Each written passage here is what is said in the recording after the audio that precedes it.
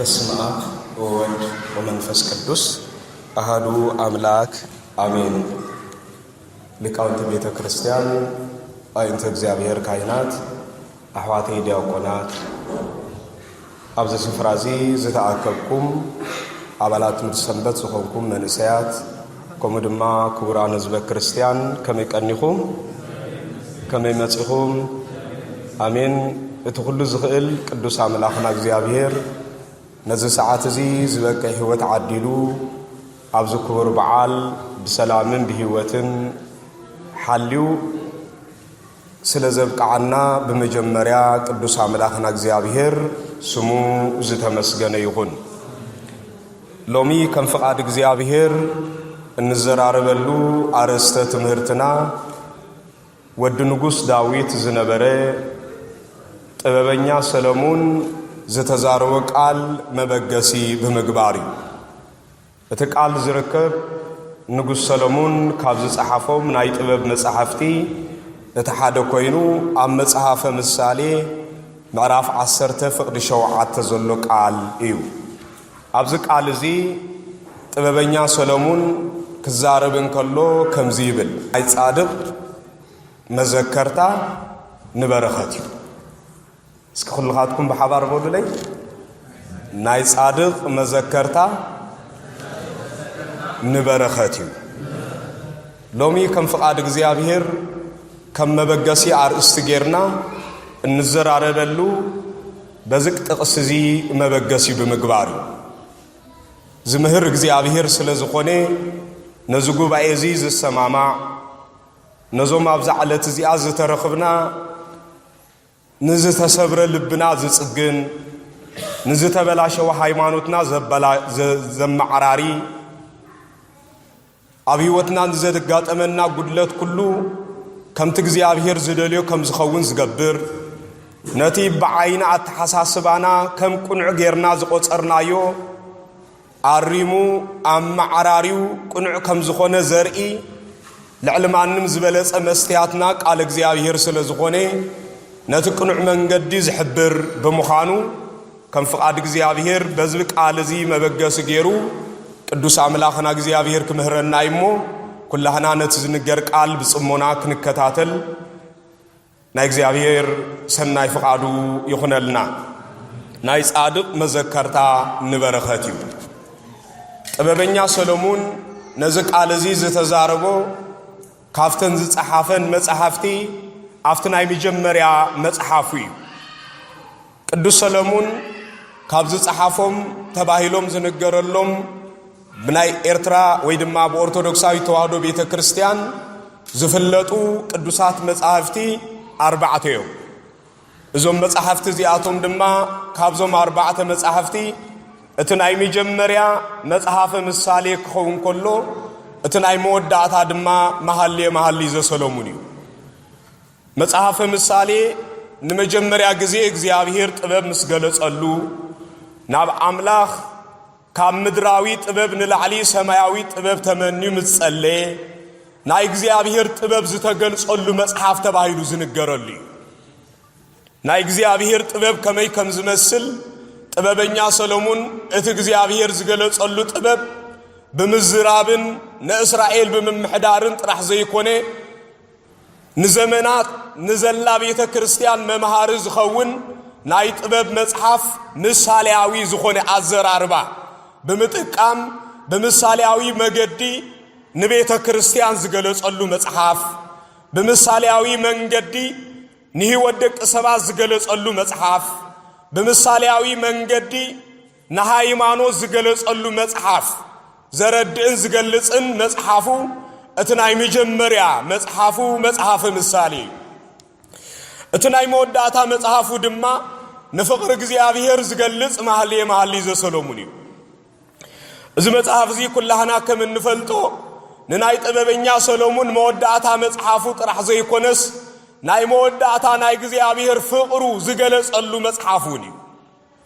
ንእግዚአብሔር ክሳብ ክንደይ ዝኣክል ፍቅሪ ከም ዘለዎ እግዚአብሔር ንደቂ ሰባት ዘለዎ ፍቅሪ ከመይ ከም ዝኾነ ሰባት ነታት እግዚአብሔር ዘፍቅሮም من كم زخونه نتزفقرهم أملاك هبوز قبع فقر دما بخمي ملك أكخون كم زقبع زتقلص ألو مصحافي إذ مصحافزي كابا وشت مصحاف قدس ركبو كابناي بلياتن حديثاتن مصحف اتزبلت مزمور زركبلو مصحاف تباهيلو زنقرلي محلي زبل بنا إبرايس قانقا أرست سم زتوهبو بتقرنيا بأنا كترقو من كلو دما كام مزمورات زبلت مزمور زبل ترقوامي زوهبو مزمور إز مزمور زي سبز زمره مزمور انت زمره كابناي محلي زي سولومون مزمور نلعلقن كزمر ايكالين نايمان نمسب مزمور ملكعيو إز مزمور زي عم مدرت رح زمر زي كونه نايتا عب سماي زلا سماويت منقستي سبات مجمر يا زلو مودعتا قن زي بلو زنبرلو زل عالماوي هيوت نزل عالماوي هيوتهم ززاربو قانقا زمسقنو مسقانا انتاي كمزو خونه ززارب مصحاف إز مصحاف زي أو كل زمانات بزعبا زمت حافظ لك أو أنت تزاري بوميو مدام تازقبر وقن إز مزمور زي تقلي صخودا زيك المزمور سامعوي مزموريو سب نفسهم بر سب منفساوي عغمن بر بسقاوي الرعايا كزارو كقلصو زيك المزمور تباهيلو زنقرلو طببنيا سلومون دحر ودقاتو كاودقاتو دما دحر نسحو نعاملاخ زقربو ناي فقر زماري تباهيلو زنقرلو مزمور ناي مودعتا مزموريو قداماي صحفتو نطبب እግዚአብሔር مودعتا صحفتو دما نفقر እግዚአብሔር بمغلاط طببنيا سلومون ناي እግዚአብሔር ጥበብ ካብ ጥበባት ኩሉ ዝበለጸ ጥበብ مخانو መጽሐፈ ምሳሌ ይነግረና ناي እግዚአብሔር ፍቅሪ ካብ ኩሉ ደቀ ሰባት ፍቅሪ ዝለዓለ ልዕል ዝበለ መግለጽ ዘይብሉ ካብ ማዕሙቃት ዝበለጸ ማዕሙቅ ተባሂሉ ዝተነገረሉ ፍቅር እግዚአብሔር مخانو ድማ አማህሊ ዘ ሰሎሞን ይገልጻልና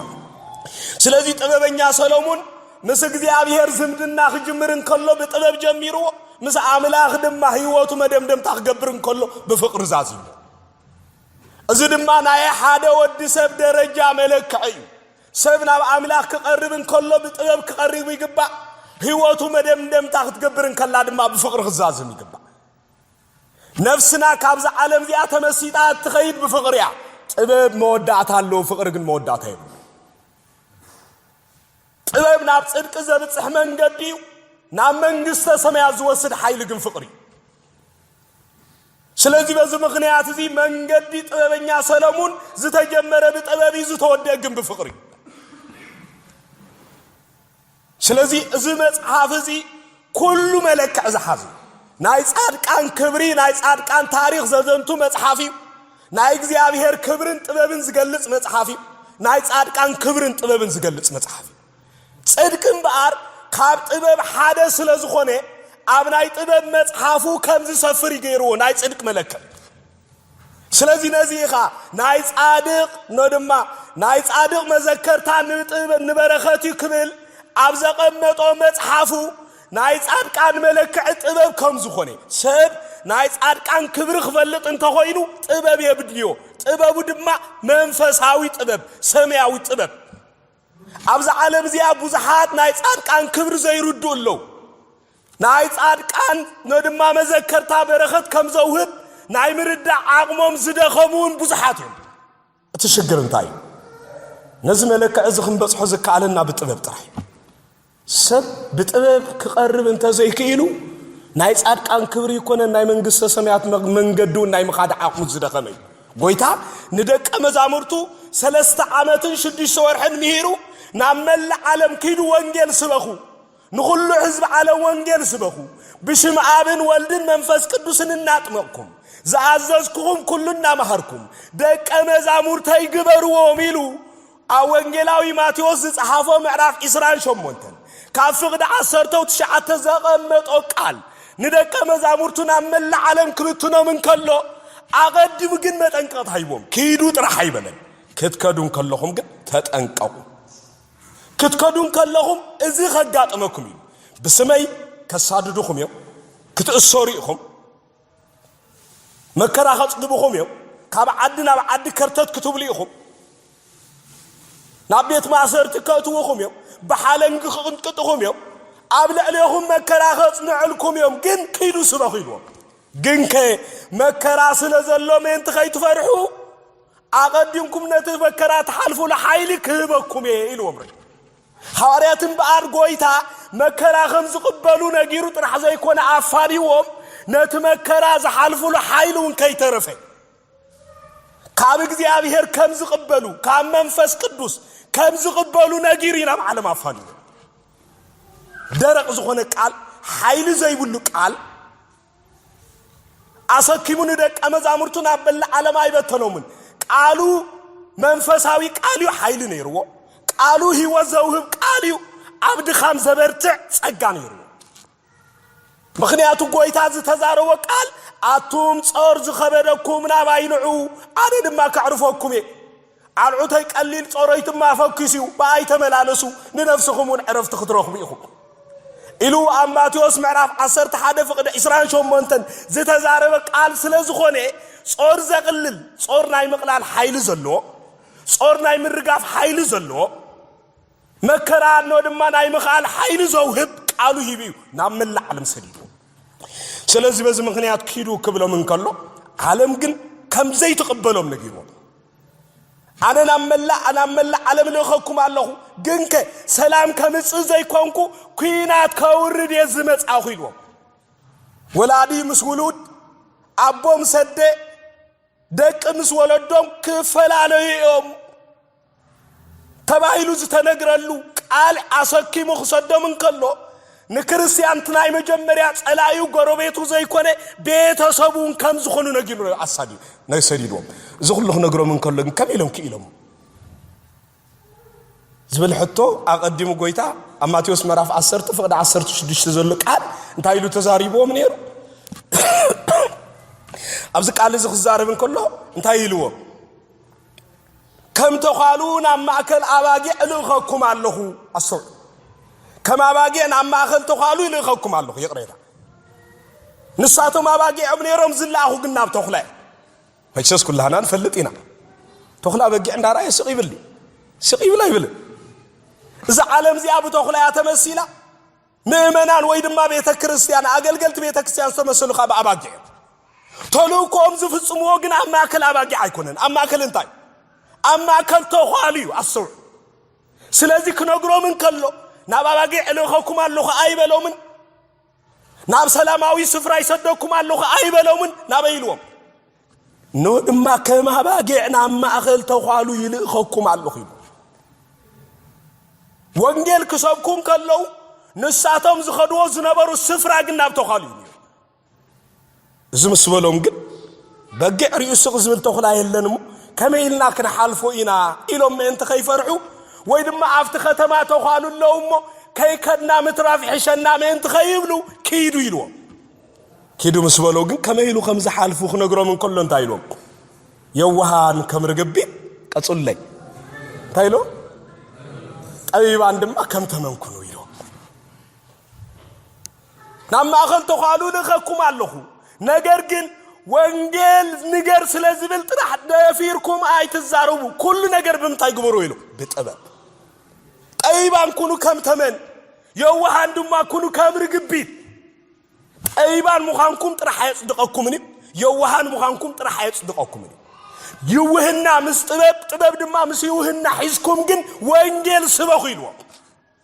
ገለሰብ የዋህ ኣሎ ጥበብ ዘይብሉ ግን አይዕወትን ገለሰብ ጥበብ ዘለዎ ኣሎ ይውህና ዘይብሉ ግን አይዕወትን በዘን ክልተ ነገራት እዚኣተን ብክልተ ወገኑ ዝተሳሕለ ብክልቲኡ መንገዲ ተዋጊኡ ኸጠቃ ዝኽእል ስሑል ዝኾነ ሴፍ ኣሸኪሙ ይልኢኽዎ እዚ ኣልሸኪሙ ክልእኾም እንከሎም በዓር ክይዱ ተኻሉ ክጻብኹም እዮም ግንከ የዋሃን ከም ርግቢት ጠቢባን ከም ተመንኮንኩ ክትመልክዎም ኢኹም እዚ ሓደራዚ ተሸኪሞም ዝተላኣኹ ነይሮም መን ሐዋርያት ናብዚና እምባር ጥበበኛ ሰሎሞን እምባር ዝብሎ ዘሎ ናይ ጻድቕ መዘከርታ ንበረኸት ኢሉ ዘቐመጦ ኣብ ናይ ጥበብ መጽሓፍ እዩ ክርስትና ኩሉ ዝፍጸም ብጥበብ نتبي طبب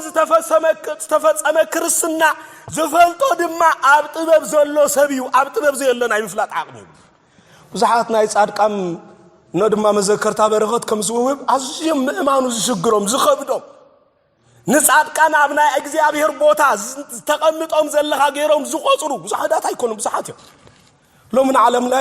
يعلق لقوم بازلو كريستيان بزبر شمز صوعو نعلمنا زعلق لقو عكلات كما يزبل يوم تدكمني ناي صادقانن قدوسانن كبر زي ترديو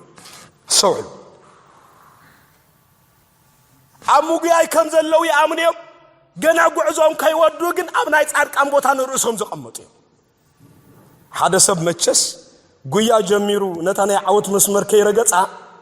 እቲ መዳሊያን አይግባአኒ ኢሉ ክካታ ከም ዘይክል ወይ ድማ አኔ ቀዳማይ ሞታ መዳሊያ ሒዘ ያخوይ ይግባአኒ ኢሉ ነታ መዳሊያ ገይሩ ዋዝጎይ ተጋያይር ኢና እንፈልጥና ፈልድና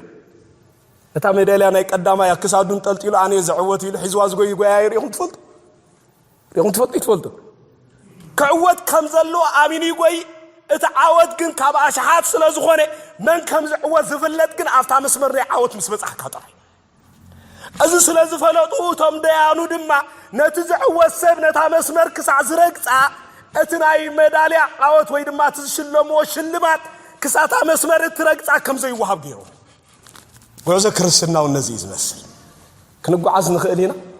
اتعاوت نعاوت عصبنا زلو كن دحرقو ياناي كي قوينا أن نرغب عصب عوت كني بلنا سلاسي علمنا لومي كنريان كلنا نزي أتمسل نصوم قيوم زودو اكزيابي هرزا خبرهم نوزحات برخت قونيلو زقمتهم قدوسان صادقان نروسهم زم معراريو بوم من قد غيرو اكزيابي هرنا عالم زفس سلا محرد مقبار زتصقموا عزيم بزحات عزيز ذنب اكزيابي هرنا عالم زبارخه እግዚአብሔር ባዓል ወሪዱ ከይመስለና ንቅዱሳኑ ልኢኹ ሐቀይኔ አኩሉ ዘመናት እግዚአብሔር ዝሰርሕ አኩሉ ዘመናት እግዚአብሔር ተአምራቱ ዝገለጸ አኩሉ ዘመናት እግዚአብሔር አመላ ዓለም ቤተ ክርስቲያን ከም ተሰፍሕ ዝገበራ አኩሉ ዘመናት እግዚአብሔር ወንጌል ከም ዝስበኽ ዝገበረ አኩሉ ዘመናት እግዚአብሔር ዘደንቁ ተአምራት ለዕለ አእምሮ ደቅ ሰባ ዝኾኑ ተአምራት ከም ዝግበሩ ዝገበረ በመገድ ቅዱሳኑ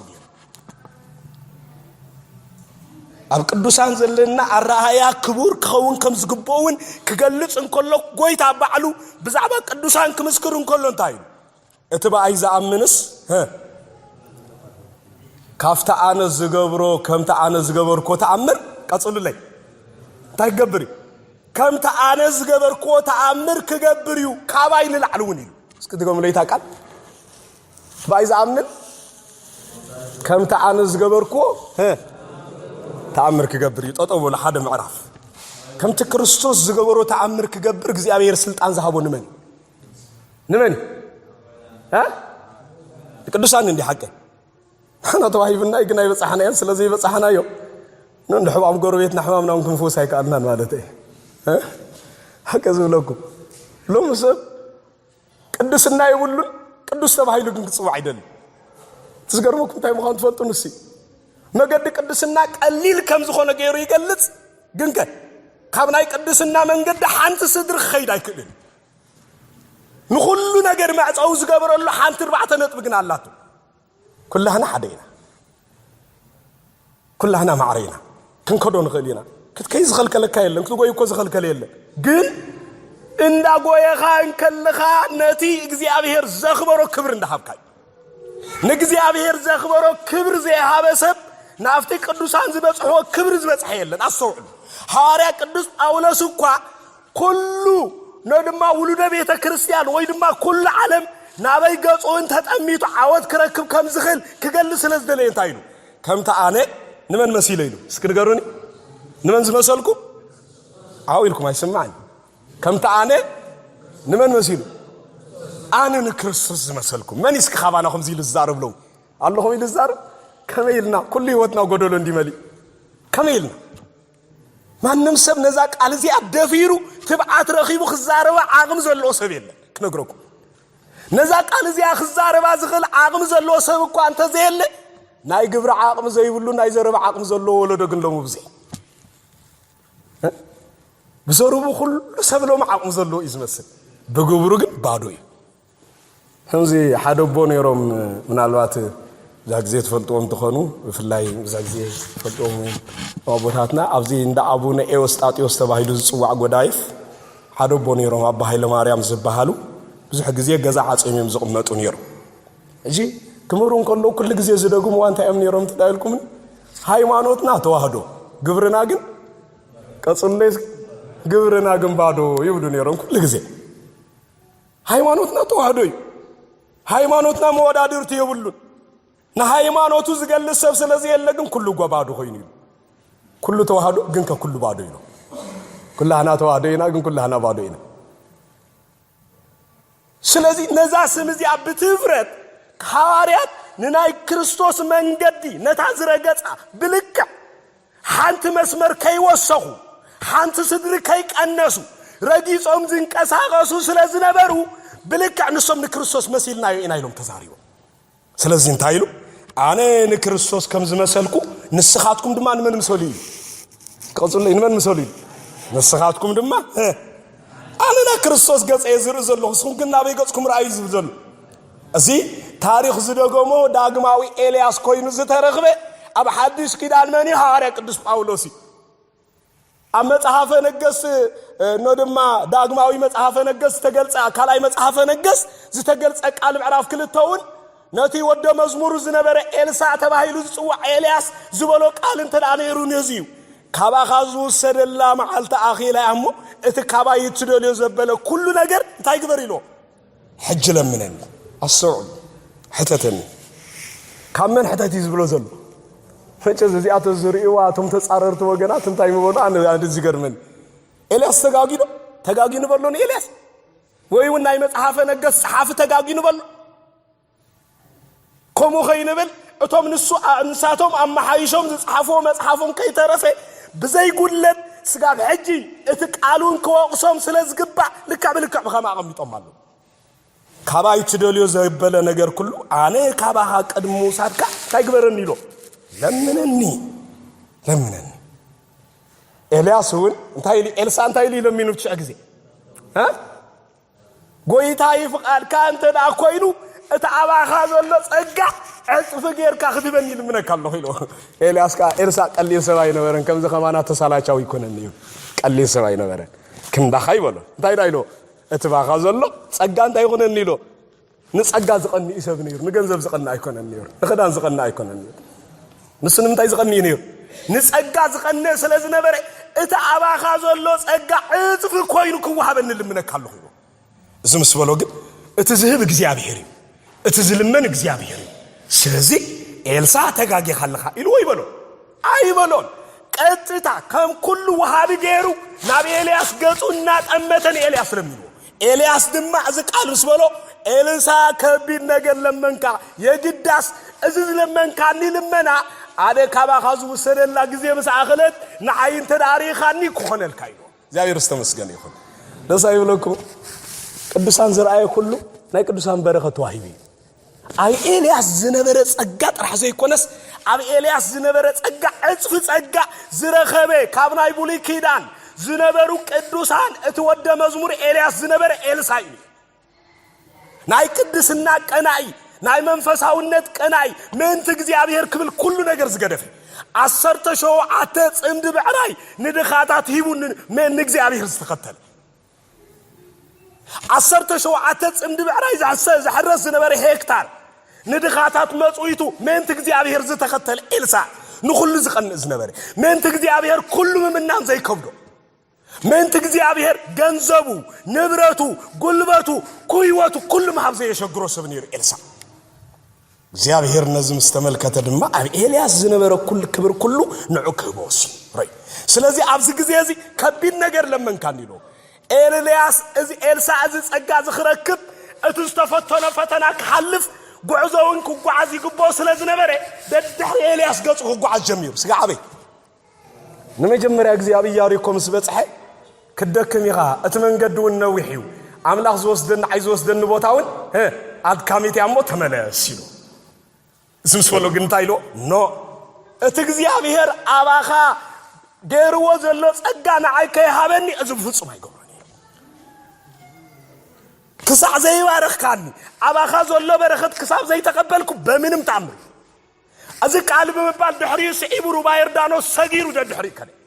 أبزك زي إلياس بسرق الله ساعة እግዚአብሔር ናብ ሰማያት ኮስተን ከሎ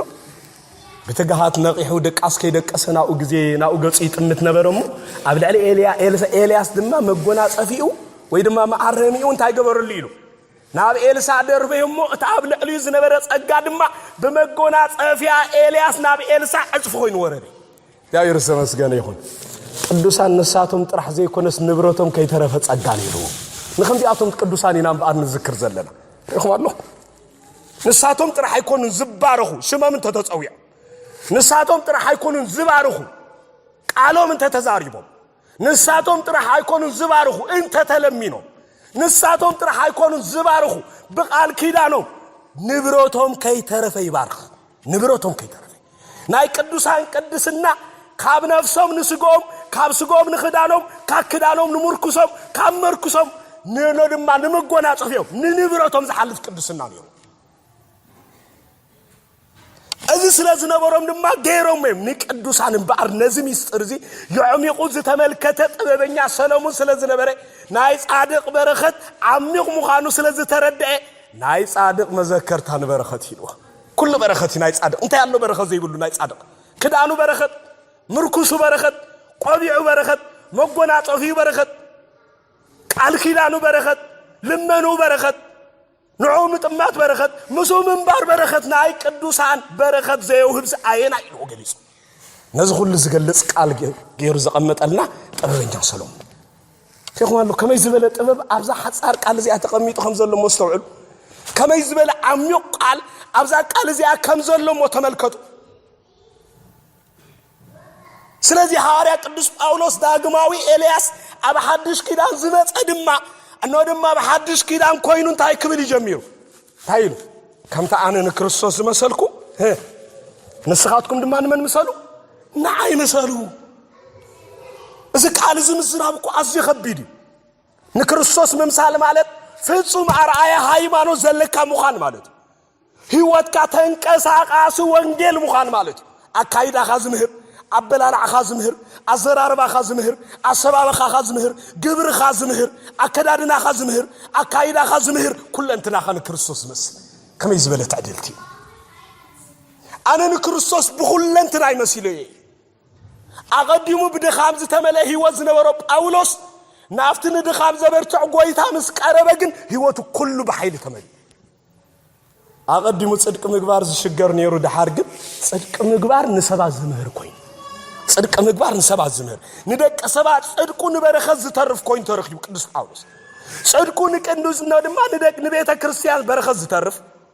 قدس باولوس بيچرقو بمعرميو كي ترفه سبات باولوس كرخبو ايكونو زغوي نيرو انتاي كرخبو بيغوي نيرو ناي باولوس چرق منالبات ترخبنا كون قرص يلوم نچرق يغوي نيرو ابيت لومي نندو چرقنا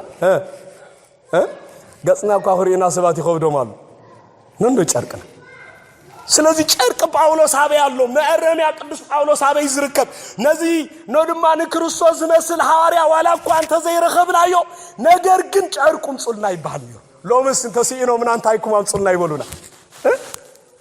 እንታይና አንተ ተወሲዲ ዝምህር እንታይና አንተ ተወሲዲ ዝምህር እንታይና አንተ ተወሲዲ ዝልውጥ እንታይና አንተ ተወሲዲ ንበረኸ ዝኸው ኩሉ ነገርና ካብ ጽፍረ እግረና ስጋው ጸጉር ርእስና ኩሉ ነዛ ሕጂ በኃጢአት ተበላሽያ ዘላ ዓለም መምህር ዝኸውን ህይወት ዝኸውን በረኸት ዝኸውን ጽድቅ ዝኸውን ንሃይማኖት መምሃር ዝኸውን ምግባር ዝጠፋሉ ዝደኸመሉ በሐቅ ክነግረኩም ኣብዚ ክፍለ ዘመን ዝጸንቱ ዘለው እንዳዋሓዱ ዝመጹ ዘለው እንስሳታት ከይመስለኩም ዓለም ሎሚ ብዛዕባ ዝካብ ክትዛረብ እንዳተበላሸው ዝመጽ ዘለው ስነ ምግባር ህይወት ወድ ሰብ ይለው ኩሉ ይጸንታሉ ካብ እንስሳን ላዕሊ نودما كافتوما بعالم الناطفو تبايلوم زنجرولوم زلو تفطرون العلي لومي الناس أنا تزمت زلو حنا حدار هيوتي لومي الناس أنا تزمت زلو ناي ود سب سنة مقبار زتبلا شو هيوتي كله بدراغ وديقي كله حدار أصنع كاب زي محز وديقي كل ولد نودما ندقو سنة مقبار ناي ممار عاقمو دخيمي كل نسب سبعين سبيتي سبيت نسبعيا كيلا ناي مخاد منفس هاوي ناي مقبار عاقم الدخيمي صدق زتتصنققلو سبعين سبيت زخون برخت زيبلو سبيتن سبعي زخون برخت زيبلا سبعين سبيتن ندقوم زترف برخت زيبلو ጎረቤትና አይኮነን ኩሎም ንዛረብ ዘለና አነ በሐቅ ነግሮ ንጎረቤቱ ዝልውጥ ክርስቲያን አይኮነን ሎም እግዚአብሔር ዝደሉ ዘሎ ንገዙ ዝልውጥ ክርስቲያን እግዚአብሔር ዝደሉ ዘሎ ንገዙ በረኸት ዝኸውን ንደቁ በረኸት ዝኸውን ነቡን ነዲም በረኸት ዝኸውን ንሰበይቱ በረኸት ዝኸውን ንሰብአያ በረኸት ትኸውን እግዚአብሔር ዝደሉ ዘሎ ቅዱሳን ግን ኩለንትኖም ንበረኸት ይኸውን ኩለንትኖም ንበረኸት ይኸውን ነዚህም በአር ጎይታ አቀድሙ ዝተዛረበ ጳውሎስ መሲሉ ተረኺቦይ እንታይ ኢሉ ቅዱስ ጳውሎስ ንጎይታ ዝተዛረበ እቲ በአይ ዘአምን አነ ዝገበርኮ ተአምር ክገብር እዩ ምስ በለ ድሒሩ ስዒቡ እንታይ ኢሉ ካፍተ አነ ዝገበርኮ ተአምር ንላዕል እኳ አምላኽና መን አምላኽና ኢየሱስ ክርስቶስ እንዲህ ሐቅ فسب مولع አምላኹ ዝገብሮ ተአምር አለዲ አለ የለ ግን ጎይታ እንታይ ይብላሉ ካፍተ አነ ዝገበርኮ ተአምር ንላዕል ክገብሩ እዮም አሰው ንቅዱሳን ዝተዋህበ በረኸት እዚ ጎይታ ዘመን አገልግሎቱ 3 ዓመት እዩ አብዛ 3 ዓመት ዘገልገለላ አገልግሎት ሙታን ዘተንሰ 3 ሙታን ሰውሉ ሐዋርያት አብ ዘመን አገልግሎቶም 40 ዓመት ዘገልገለላ አብ 40 ዓመት 40 ሙታን ዘተንሰ ሐዋርያ አሉ አስተው አብ 40 ዓመት ቁጥሩ ዘይክሉ ሙታን ዘተንሰሉ ክርስቶስ ሓደ ሙታን ሲው ሐዋርያት ግን ሓደ ሺህ ሙታን ተንሲው እታ አነ ዝገበርኮ ተአምር ንሳቶም ግን አራቢሖም ክገብሩ ወይም ማለት አነ 3 ሙታንን ተተንሰ ንሶም ግን 3 ዝረብሑ ሺህ ክገብሩ ይኸማሉ አነ ንህዝብ እስራኤል ጥራሕ በረኸት እንተኾይነ ንሳቶም ግን ንህዝብ ዓለም ብሙሉ በረኸት ክኾንዮም አነ ንህዝብ ነው ድማ እስራኤል ጥራሕ ተቀመዛሙርተይ እንተገይረ ንሳቶም ግን ኣብ ዓለም ዝርከቡ ቋንቋታትን ህዝብን አህዛብን ደቀመዛሙርት ክገብሩ እዮም ቃሉ እዚ ትርጉም ነዚ ገይሮም ዝተረኽቡ ወንጌል ዝሰበኹ ምንት ወንጌል በሰማዕትነት ዝሓለፉ መከራ ዝተቀበሉ ዝተቀጥቀጡ ዝተአስሩ ዝተገርፉ ዝተሰደዱ ምንት ርእሶም ዘይሓሰቡ መንዮም ጥበበኛ ዘገለሙ ዝገለጾም ጻድቃን መዘከርታ ጻድቃን ንመን ንበረኸት እዩ ቅዱስ ጳውሎስ ዝበሎ ቃል ዘክሩ ንፊልጵስዩስ ቤተ ክርስቲያን ኣብ ዝጻሓፎ መልእኽቱ እንታይ ኢሉ እንታይ ክዛረብ ተጀሚር አነ ኢሉ ህይወተይ ማለት ክርስቶስ እዩ ሙማት ድማ ረብሓ እዩ የግዳ ንስኻትኩም ምንት ክትረብሑ ንቁሩብ ጊዜ ምንታኹም ክብል ክጸንሕ እንታይ ይገብር ኢሉ صار الله خير يخوان من تمني الكرو هاري باولوس ينبر نير من تبوزحات من عند حنات قبل ينبر نير نحن من تمني لنا نبر علنا قال لي من تخوف دز نبر علنا من تخوف دنا تقمط ابنا يصادقان بوتا نرؤس زقمط سبا ነው በጣም ይዝገርመን እንታይ መሆን ፈልጡ ዚ ዝነብር ምን ተርኡሲ ምን እግዚአብሔር ክብል ሓንቲ መዓልት ነይሩ ይፈልጥኒ ግን ዋ አነ ሳብኑ ፊልጶስ ማዕረ እንደብለክ አቡነ ፊልጶስ እኮ አድም ገዲፎም ዘይ ህዝቦም ህዝብ ክገብሩ ዝመጽበ ሐቅ አቡነ ፊልጶስ አድም አበይ ኢትዮጵያ እንደ ሐቅ ሎሚ በፖለቲካ ምስ ኢትዮጵያ ዘይ መስማዕ ኩሉ ይኸዲ በሃይማኖት ግን ዘይ መስማዕ አለና ይብልና ይሁማለሁ ፖለቲካ ክፈትሖ ዘይ ካለ ሽግር ሃይማኖት ግን ፈትሑ ፖለቲካ ሓደ ክገብሮ ዘይ ካለ ሽግር ሃይማኖት ግን ሓደ ስለዝገበሮ እቶም ክልተ ጠበንጃ ዝቀታተል ነንሕድሕዶም ዝጠፋፉሉ ጠበንጃ ተሸኪሞም ኣብ ድፋዕ ጠጠው ኢሎም ዘለው ሰራዊት ኣብዚ ምስ መጽግም በሓባር ተቀሚጦም ይው ቃል እግዚአብሔር ይሰብ ደስ አይብለኩም እቶም ምን ተሃገሮም በብ ዘለው ወቦታ ዝዋጉ ዘለው ሰራዊት ኣብዚ ምስ መጽን ከም ክልተ ሕዋት ይተሓቋቁፍ በመን ሓደ ስለዝኾን በመን እግዚአብሔር ክልውጦ ዘይክል ሓደ ክገብሮ ዘይክል ከም ማዕራርዮ ዘይክል ታሪኽ የለን ፖለቲከኛታት ክፈትሑ ዘይካሉ ሽግር ዝፈትሕ እግዚአብሔር ዓለማውያን ክፈትሑ ዘይካሉ ሽግር ዝፈትሕ እግዚአብሔር ነዙ ሁሉ ዝሰበረ መን ይተልኩም እግዚአብሔር እምባር አቡነ ፊልጶስ ሃገሮም ኢትዮጵያ እኮ አንተ ነበር ንዓይነ ዕሽር ዝተዋህበ ህዝብ ግን መን ይለው ኤርትራዊ ይሎም ናብ ኤርትራ መጽ በይኹም አሎ እግዚአብሔሩም ካብ ሃገሮምን ከለው ንበረኸትና አኻዝ ኸውን ህዝብ ዘቀመጥ ኩልካ ናብ ምድረ ሃማሴን ገጽ ይሞክድ ካብ ሃገር ዝውጻ ይሎም ጻድቅ በረኸቱ ኣብ ባዕድ ሃገር እንበር ኣብ ሃገሩ ይኮነን ይሎም ደስ አይብለኩም ንሕና በረኸትና ባዕድና ዘሎ ይዝመስልና እግዚአብሔር ግን በረኸትና በይ ዘቀምጠልና አበይ ዘቀምጠልና አፍሲ ዓድና ምክንያቱ ክርስቲያን እንተዳ ኮንካ ምንት ኩል ህዝብ ይኻኽት ነብር ትጅምር ዳንበር ምንት ሓደ ዓሌት ምንት ሓደ ቋንቋ ክትነብር አይፈቀደልካን ስለዚህ በዚህ ምክንያት እቶም በትውልዶም ትግራዋይ ዝነበሩ አቡነ ፊልጶስ በሃይማኖቶም ግን ዓለም ለኻዊ ስለዝነበሩ ናፍታ ዓለም ለኻዊ ዝኾነት ሃገር ናብ ምድር ሐማስየን መጽም ኣብ ነፋሲት ተቀሚጦም ንኤርትራ ብምልእ ተባሪኾም እግዚአብሔር ይመስገን ይኹን ናይዚኦም በረኸት ሒዝናይና ካብ ዝተቀሚጥና ዘለና ጥበበኛ ሰሎሞን አቡነ ፊልጶስ ቀድሞ ምንጾም ብዛዕባ አቡነ ፊልጶስ ተዛሪቡ ብዛዕባ ኻልስ ተዛሪቡ ይመስል ብዛዕባ ተዛሪቡ ወይ ዘይመስለው አለው ክዛረብ እንቆሎ በጀካ መጽሐፍ ቅዱስ ዘሎ ጻድቃን አካል ዘሎ ጻድቃን ዘሎ ዘይመስሎም ሰባት አሉ ይሁማሉ እግዚአብሔር ወንጌል ምስባክ ሲጀመረ ኣብ መጽሐፍ ቅዱስ የጀመሩ ተወደስ መስሎም ሰባት አሉ ኣብ መጽሐፍ ቅዱስ ዘሎ ታሪክ ጥራሓዞን ተም ተጣውዙሉ መጽሐፍ ቅዱስ ስጋ መጽሐፍ ወልደ እግዚአብሔር ዝመርሕ መጽሐፍ እንበር ኣብ መጽሐፍ ቅዱስ ዘሎ ቅዱሳን ጥራሓ ጀሚሩ ተጣው ዘብል መጽሐፍ አይኮነ እሱ ተኾይኑ ሞናትና አይኮነ አሰው መጽሐፍ ቅዱስ ናትና ክኸውን ዝኻለ ስጋ መጽሐፍ ወልደ እግዚአብሔር ንዘለው ቅዱሳን በሚስጥር አውሽቱ አቀሚጡ ጽሒፉ ስለዘቀመጠ ስለዚህ አቡነ ፊልጶስ ናይ ጻድቅ መዘከርታ ንበረኸት ኣብ ትብል ጥቅስ ተቀሚጦም ስለዝነበሩ ንህዝቦም በረኸት ምንት ክኾኑ ካብ ሃገሮም ካብ ሃገረ ኢትዮጵያ ናበይ መጽም ናብ ሃገረ ኤርትራ ምድር ሐማስየን መጽም ረኸማሉ ንበረኸት ምንት ክኾኑ እግዚአብሔር ኣብዚ ብምዃን ድማ ድሒሮም ዝመጹ ኣቦኳ ተነበሩ ነተና ቀዲመን ዝነበራ ገዳማት ቀዲሞም ግን ናይ ኤርትራ ኣቦ ንምባል በቂዮም ኣስዑድ ናይ ኤርትራ ኣቦ ዝበሃሉ አቡነ ኤዎስጣቴዎስ እንዲም ሓቀይ ምንኩስና ኤርትራ በአቡነ ኤዎስጣቴዎስ ምንኩስና ኢትዮጵያ ድማ በአቡነ አረጋዊ ምክንያቱ ቀጥታ ካብ አቡነ ሊባኖስ ቀጥታ ደረጃ ሐሊ ዝመጽና አቡነ ኤዎስጣቴዎስ ስለዚህ ኣብ ገዳማት ኤርትራ ዝርከባ ብሙለን ደቀ መንዮም ተልኩም ደቀ አቡነ ኤዎስጣቴዎስ አቡነ ኤዎስጣቴዎስ ግን ኣብ ሃገርና ሓንቲ ገዳም ይብሎም አይደንቀኩ በኋላ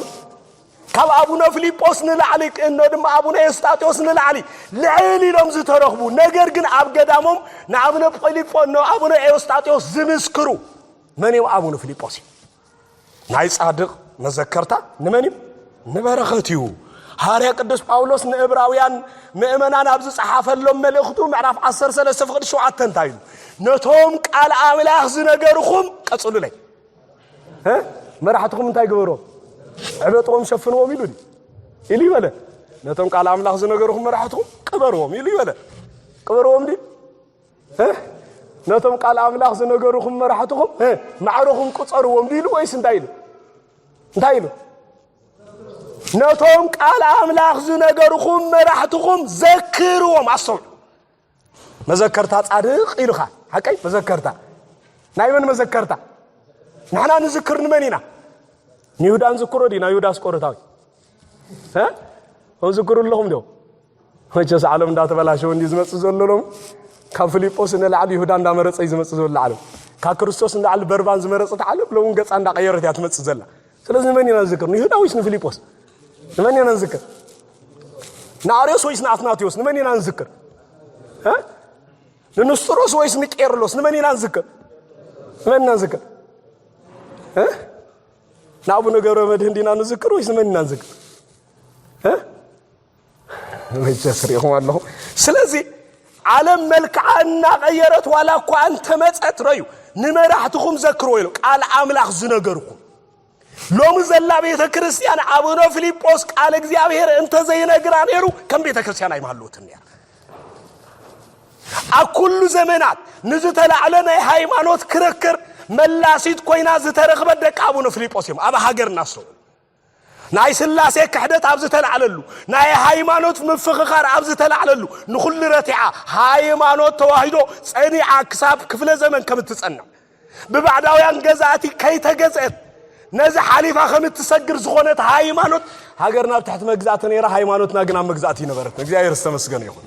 ይኹን አሎ ደስ አይብሎኩም ጣሊያን መጀመሪያ ሃገርና ካአቱ ሁሉ ህዝብና ጥራሕ ከገዛ አይኮነን አቲ ሃይማኖትና ከይተረፈ ግን ሃገርና ገዚዋን ሃይማኖትና ግን ገዚወዲ ገዚው ይገዛ ደስ አይብሎኩም ከመይሉ ናይ ጻድቅ ወረኸታ ይግዛ አካንያ ጻድቅ ዝዝክር ሰብ አኩል ዘመን አይግዛልዩ ሃገሩ ክግዛ አይኸሊ ነጻነት ዘይብሉ በስጋው ኾውን ኸሊ ሃይማኖቱ ናጽነት ዘሎ ሃይማኖት ኸውን ግን አይክልኩሎን ናይ ቅዱሳን መዘከርታ አኩል ዘመን ንበረኸት ዝኸውን ስለዝኾነ ኣብዚ ዘመን ዙን ምግባርና ኳን ተደኸመ ህይወትና ኳን ተበላሸወ ግን እታን ነብረላ ሀገር እታ ሀገርቲ አቀድስት ሀገር ከምትሆን እግዚአብሔር ገርዋይ ናይ ሀገርና ቅድስና መሰረቱ ግን ማን ይተልኩምኒ እዞም ቅዱሳን ዚያቶ ቅዱሳን እንተ ዘይትዝክር ነራ ሀገርና ናይ በረከት ሀገር ኮይና አቅም ዘሎ ሀገር ኮይና ይምተቀመጣት ነራ ስጋዊ ኃይላ ይሁን መንፈሳዊ ኃይላ ነው ድማ ሚስጥሩ አመን ይዘሎ ተልኩምኒ አብዝ ቀያየሩ ነገስታት አይኮነን አብኢድ ቅዱሳን እዞም ቅዱሳን እዚያቶም ክዝከሩ በመኻሎም ንኹሉ ዘመናት ክሰግሩሉ ኃይል እግዚአብሔር ይብዋይ እዚ አሜንና ክንቀበለው ይግባና ስለዚህ ቅዱስ ጳውሎስ እንታይሉ ቅዱስ ጳውሎስ ነቶም ቃል አምላክ ዝነገርኩም እንታይ ግበሩ ይሉ መራሕተኩም ዘክሩዋ ነዚህም በመዝካሪና በረከቱ ለክ ስለዚህ ቅዱሳን አኩል ዘመን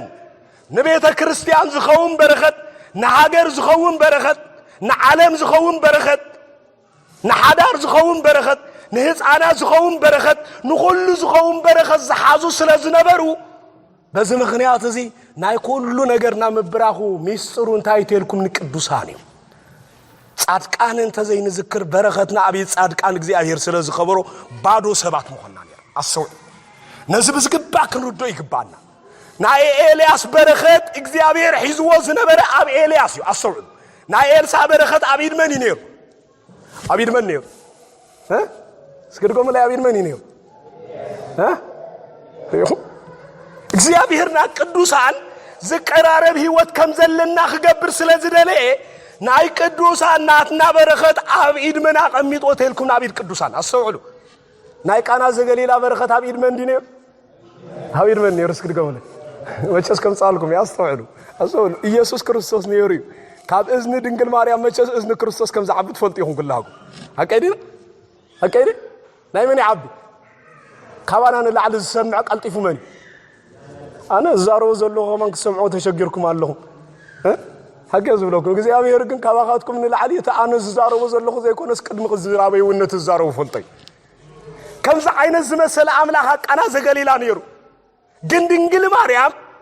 ካባና ንላዕሊ አጉልሕ ዝርኢ ንምርአይ ድማ መጉልሕ ዝኸውን እኩያለ ዘይድልዮ መኒ ነፍሶ ከናብ ንግሪ እስኪ ድብዝብዝ ትብል ኣለኻ እስኪ ጽንዓው እኳ ለኽገብር ዝብል አምላክ ኣለና ኮሞዲ አምላክና ብዘይ እኩያለ ዝርኤና መኒ ዝርኤና ታይዳ ፈሪሕኩም አራሰይልና መኒ ዝርኤና እግዚአብሔር እንዲ ሐቅ ስለዚህ እግዚአብሔር በዘይ መጉልሕ መሳሪያ ንኹላህና መን ሙኻና ምስምና ምስውሽጣዊ ህይወትና ገሊጹ ዝፈልጥ እግዚአብሔር ንሕና ሎሚ ናይ ሰባት ገጽ እኳ እንዳተበላሸው ስለዝመጸ ንሰባት ንምልላይ መዓልታት ይወስደልናሉ ስለዚህ ንኹሉ ዝፈልጥ ዝርእ እኳ እንተ ነበረ ምስ ድንግል ማርያምና ቃና ዘገሊላ ምስ ከደግን ነተሽግር አጋጢማ አቀዲሙ ዝተዛረበ ክርስቶስ ወይ ድንግል ማርያም ምን ያተዛረባ ንምንታይ መስለኩም ሐሲብኩም ዶ ትፈልጡ ብዛዕባስ ንምንታይ ንሱ ዘይተዛረበሳ ንምንታይ ተዛረባ እግዚአብሔር ተአምራቱ ክገብርን ከሎ ንህዝብ ዝኸውን በረከት ክገብርን ከሎ በመገድ ቅዱሳን ገይሩ ስለዝገብር ንሱ ድንግል ማርያም ክሳብ ተዛረብ ይጽበን ይሩ እግዚአብሔር ተመስገነ ይሁን ሎሙን ፈቲና ጸሊና አሰውዑሉ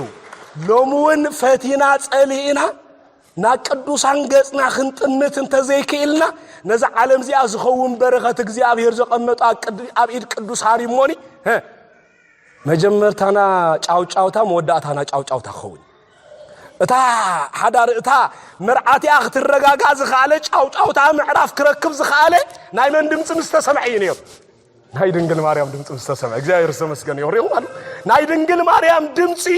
እግዚአብሔር ነታዳስ ዝኸውን በረከት አብ ድንግል ማርያም አቀሚጦ ስለዝነበረ በመገድ ቅዱሳን ገይሩ ነታመርዓ ዝኸውን በረከት ክህብ ደሊ ስለዝነበረ ናይ ድንግል ማርያም ናይ ልመና ድምጽ ክሳዕ ዝዝረብ ጸጥ ኢሉ ጸንዩ ጭንቀቶም ይርዮም ነይሩ ጭንቀትና ዝረአ አምላኽ ግንቀ ስቅ ኢሉ አብያቶም ይርኡ ነይሩ አብያትና ዝፈልጥ አምላኽ በሕገ እስራኤላውያን መርዓ ዝግበር ሸውዓተ መዓልቲ ብዘይ ዕረፍቲ ወይኒ ዝስተን ሸውዓተ መዓልቲ እዚ መርዓ ዝግን ገና መጀመርታ መዓልቲ ወይኒ ተወዲ ክልተ መዓልቲ ኮይ ገበረ ፍርቅ መዓልቲ ወና ይጸናን አብ ሓንቲ መዓልቲ እንታይ ኮይ ተወዲ ምስተወደግን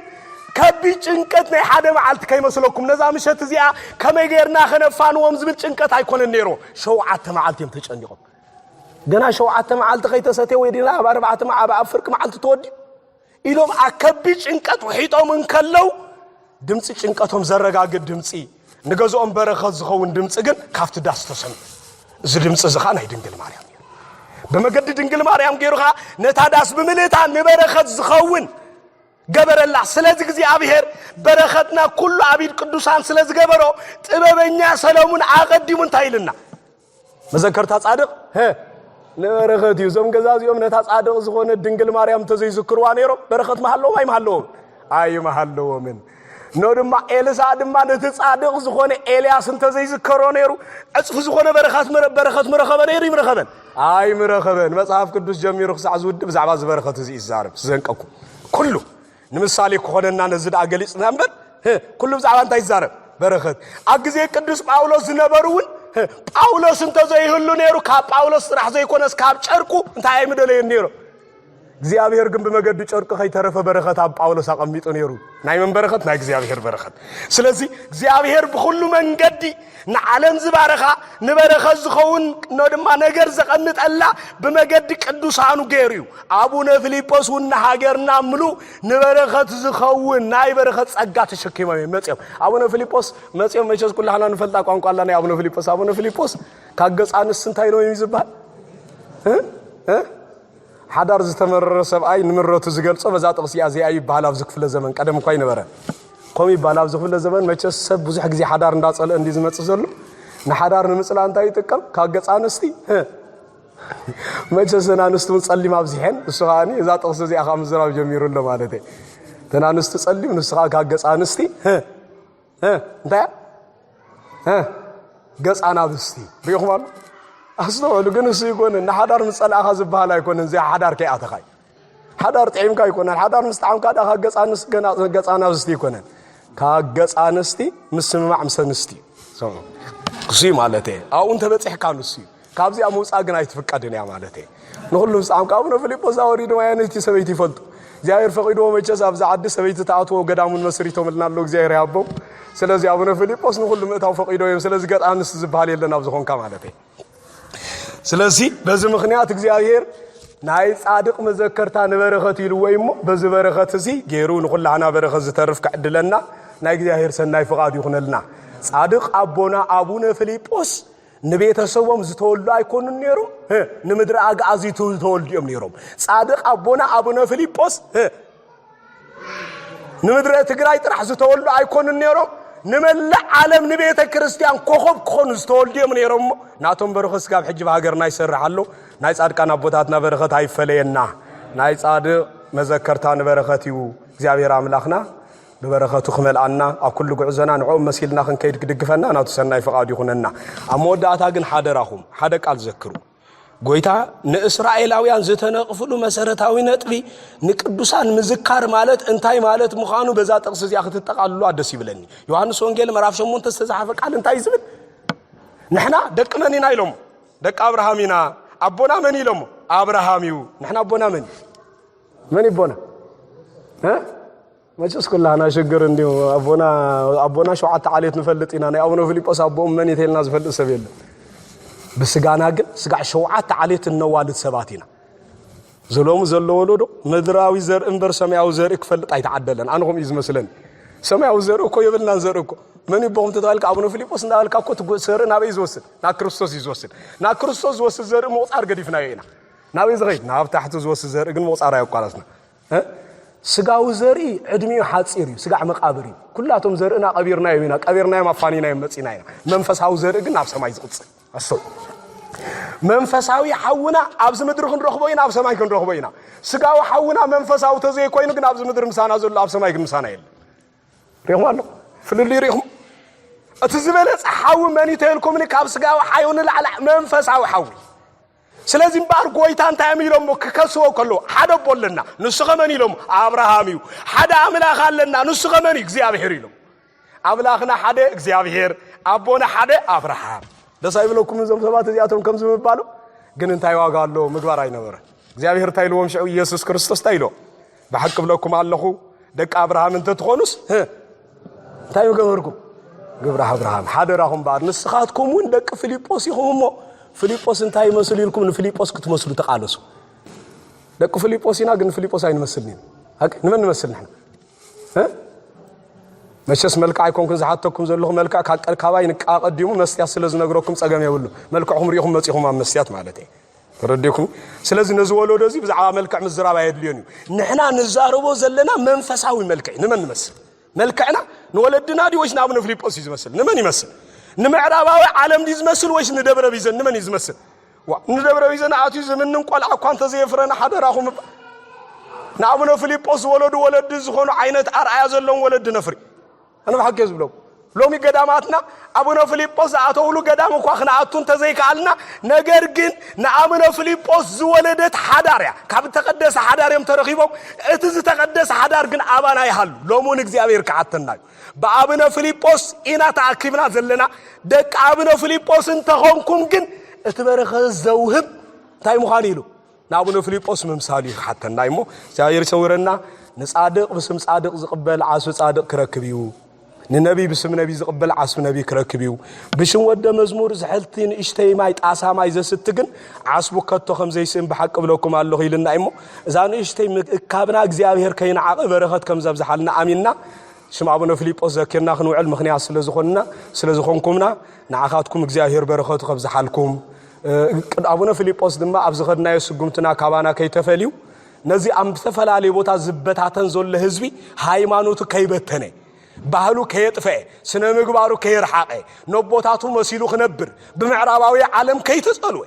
በዛ ተበላሽው ዘለ ዓለም ከይመሰለ መልኩዕ ከይቀየረ ባህሪያቱ ከይለወጠ ንሃይማኖቱ መስይሉ ነቦታቱ መስይሉ خنبر እግዚአብሔር በጸጋው ይደግፈና ቅዱስ አምላክና እግዚአብሔር ስለዚህ ማረና ስሙ ተመስገነ ይሁን ወስብሐት